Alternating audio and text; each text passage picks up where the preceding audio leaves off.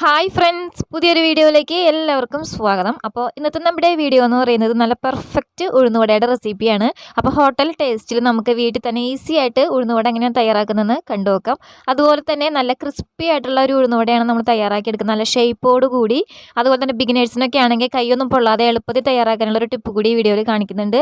അപ്പോൾ വീഡിയോ എല്ലാവരും ഒന്ന് സ്കിപ്പ് ചെയ്യാതെ തന്നെ കണ്ടേക്കണം. അപ്പോൾ ആദ്യമായിട്ട് കാണുന്നവരുണ്ടെങ്കിൽ ഇതുവരെ സബ്സ്ക്രൈബ് ചെയ്തിട്ടില്ലെങ്കിൽ ഞാനിടുന്ന വീഡിയോസ് നോട്ടിഫിക്കേഷൻ പെട്ടെന്ന് തന്നെ കിട്ടാനായിട്ട് ഇപ്പം തന്നെ ഒന്ന് സബ്സ്ക്രൈബ് ചെയ്ത് വയ്ക്കാം. തൊട്ട് വരുന്ന ആ ബെൽ ബട്ടണിൽ ഓൾ കൂടി ഒന്ന് എനേബിൾ ചെയ്ത് വെക്കാനായിട്ട് മറക്കരുത്. അപ്പോൾ നമുക്കിത് എങ്ങനെയാണ് തയ്യാറാക്കുന്നതെന്ന് കണ്ടുനോക്കാം.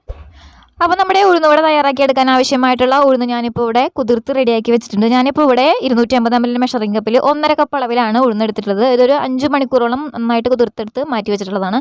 ഇനി നമുക്കിതൊന്ന് അരച്ചെടുക്കണം. അതിനായിട്ട് ഞാനിപ്പോൾ മിക്സിയുടെ ചെറിയ ജാറാണ് എടുത്തിട്ടുള്ളത്. ഇതിലേക്ക് നമുക്ക് കുറച്ച് കൊടുത്തിട്ടാണ് നമ്മൾ അരച്ചെടുക്കുന്നത്. അപ്പോൾ അരച്ചെടുക്കുമ്പോൾ ഒരുപാട് വെള്ളം ചേർത്ത് കൊടുക്കരുത്.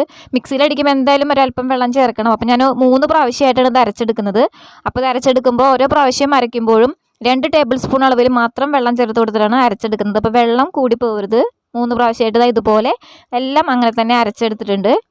ഇപ്പോൾ നിങ്ങൾക്ക് കാണുമ്പോൾ തന്നെ അറിയാം, ഒരുപാട് വെള്ളം ചേർക്കാതെ നല്ല തിക്കായിട്ട് തന്നെ നമ്മൾ ഉഴുന്ന് അരച്ചെടുത്തിട്ടുണ്ട്. അപ്പോൾ ഈ ഒരു രീതിയിൽ വേണം നമുക്ക് ഉഴുന്ന് കിട്ടാനായിട്ട് അരച്ചെടുക്കുമ്പോൾ.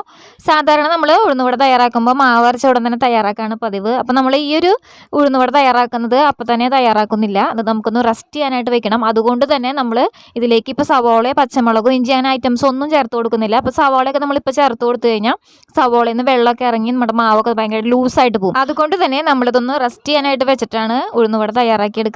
അപ്പോൾ നമുക്കിതൊരു 4-5 മണിക്കൂറോളം റെസ്റ്റ് ചെയ്യാനായിട്ട് വെക്കാം. എന്നിട്ട് ഉഴുന്നുവട തയ്യാറാക്കിയെടുക്കാം.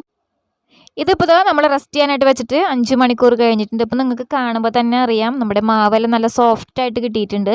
അപ്പോൾ റെസ്റ്റ് ചെയ്യാനായിട്ട് ഇതുപോലെ വെച്ചിട്ട് നമ്മൾ ഉഴുന്നുവട തയ്യാറാക്കി എടുക്കുകയാണെങ്കിൽ നല്ല സോഫ്റ്റും നല്ല ടേസ്റ്റി ആയിട്ടുള്ള ഉഴുന്നുവട തയ്യാറാക്കി എടുക്കാം.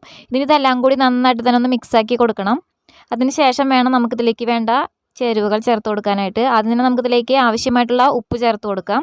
അതിനോടൊപ്പം തന്നെ ഇതിലേക്ക് ഒരു പീസ് ഇഞ്ചി കട്ട് ചെയ്ത് ചേർത്ത് കൊടുക്കാം. ഇനി ഇതിലേക്ക് നമുക്കൊരു 3-4 പച്ചമുളക് വട്ടത്തിൽ കട്ട് ചെയ്തിട്ട് ചേർത്ത് കൊടുക്കാം. കൂടെ തന്നെ ഇതിലേക്ക് നമുക്കൊരു സവോള കട്ട് ചെയ്തിട്ട് ചേർത്ത് കൊടുക്കാം. കൂടെ തന്നെ കുറച്ച് കറിവേപ്പിലയും അതുപോലെ തന്നെ ഒരു 1/4 ടീസ്പൂൺ അളവിൽ കുരുമുളകൊന്ന് ചതച്ചിട്ട് ചേർത്ത് കൊടുക്കുക. ഇത്രയും ഐറ്റംസ് ചേർത്ത് കൊടുത്തതിന് ശേഷം ഇതിലേക്ക് 2 ടേബിൾ സ്പൂൺ അളവിൽ അരിപ്പൊടി ചേർത്ത് കൊടുക്കാം. അരിപ്പൊടി ചേർത്ത് കൊടുക്കുമ്പോൾ നമ്മുടെ ഉഴുന്നുവട നല്ല ക്രിസ്പി ആയിട്ട് കിട്ടും. ഇനി ഇതെല്ലാം കൂടിയിട്ട് നന്നായിട്ട് തന്നെ ഒന്ന് മിക്സ് ചെയ്തെടുക്കുക. അപ്പോൾ 1 മിനിറ്റ് നന്നായിട്ട് തന്നെ ഒന്ന് മിക്സാക്കി എടുക്കുക. അതിനുശേഷം നമുക്ക് ഉഴുന്നുവട തയ്യാറാക്കി എടുക്കാം. ഇതിപ്പോൾ നന്നായിട്ട് തന്നെ മിക്സാക്കി എടുത്തിട്ടുണ്ട്. ഇനി നമുക്ക് ഉഴുന്നുവട തയ്യാറാക്കി എടുക്കാനായിട്ട് നമ്മുടെ കൈയൊന്ന് പച്ചവെള്ളത്തിൽ നന്നായിട്ട് തന്നെ ഒന്ന് നനച്ച് കൊടുക്കുക. അതിനുശേഷം ആവശ്യത്തിനുള്ള മാവ് എടുത്തിട്ട് ഉരുളയാക്കിയിട്ട് ഇതിന് നടുഭാഗത്ത് ഇതുപോലെ ഒന്ന് തള്ളവിരൽ വെച്ചിട്ടൊന്ന് കുഴിച്ചു കൊടുക്കുക. അതിന് ശേഷം നമുക്ക് നല്ല ചൂടായ എണ്ണയിലേക്ക് ഇട്ട് കൊടുക്കുക. അപ്പോൾ എണ്ണയെല്ലാം നന്നായിട്ട് ചൂടായിട്ട് വേണം നമ്മളിതിലേക്ക് മാവ് ഇട്ട് കൊടുക്കാനായിട്ട്. മാവ് ഇട്ട് കൊടുത്തതിന് ശേഷം ഫ്ലെയിം ഒന്ന് മീഡിയത്തിലേക്ക് ഇട്ട് കൊടുത്തേക്കണം. ഒരുപാട് ഫ്ലെയിമെല്ലാം കൂട്ടി വെച്ച് കഴിഞ്ഞാൽ നമ്മുടെ ഉഴുന്നുവടയുടെ ഉൾഭാഗം ഒന്നും വേവാതെ പുറം ഭാഗം പെട്ടെന്ന് തന്നെ കരിഞ്ഞു പോകും. അപ്പോൾ അതുകൊണ്ട് തന്നെ ഫ്ലെയിമൊക്കെ ഒന്ന് കുറച്ച് വെച്ചിട്ട് വേണം നമ്മളിതൊന്ന് ഫ്രൈ ചെയ്തെടുക്കാനായിട്ട്. അപ്പോൾ നമുക്ക് നല്ല ക്രിസ്പി ആയിട്ടുള്ള ഉഴുന്നുവട തയ്യാറാക്കി എടുക്കാനായിട്ട് പറ്റും. ഉൾഭാഗം നല്ല സോഫ്റ്റായിട്ട് പുറം ഭാഗം നല്ല ക്രിസ്പി ആയിട്ടുള്ള ഉഴുന്നുവട കിട്ടാനായിട്ട് ഇതുപോലെ മാവ് ഒന്ന് റെസ്റ്റ് ചെയ്യാനായിട്ട് വെച്ചിട്ടൊന്ന് തയ്യാറാക്കി നോക്കിയിട്ടില്ലെങ്കിൽ എന്തായാലും ഒന്ന് ട്രൈ ചെയ്ത് നോക്കുക. അപ്പോൾ നമ്മുടെ ഉഴുന്നുവട ഇവിടെ റെഡി ആയിട്ടുണ്ട്. അതുപോലെ തന്നെ ബിഗിനേഴ്സിനൊക്കെ ആണെങ്കിൽ നമുക്ക് കൈയൊന്നും പൊള്ളാതെ തയ്യാറാക്കി എടുക്കാനായിട്ട് ഇതുപോലെ ഹോളുള്ള തവി ഉണ്ടെങ്കിൽ അതെടുത്തതിന് ശേഷം അതിന് മുകളിലോട്ട് ഒരു അല്പം വെള്ളം ഒഴിച്ച് കൊടുക്കുക, അല്ലെങ്കിൽ ഒന്ന് വെള്ളത്തിലൊന്ന് മുക്കിയെടുക്കുക ചെയ്യുക. എന്നിട്ട് ഒരു ഉരുളയോളം മാവ് എടുത്തതിന് ശേഷം അതിൻ്റെ ബാക്ക് സൈഡിലേക്ക് ഇതുപോലെ വെച്ച് കൊടുക്കുക. എന്നിട്ട് നടുഭാഗത്തൊന്ന് കുഴിച്ചൊന്ന് ഹോളിട്ട് കൊടുക്കുക. എന്നിട്ട് നമുക്ക് ഇതുപോലെ തന്നെ നല്ല ചൂടായ എണ്ണയിലേക്ക് ഇട്ട് കൊടുക്കുക.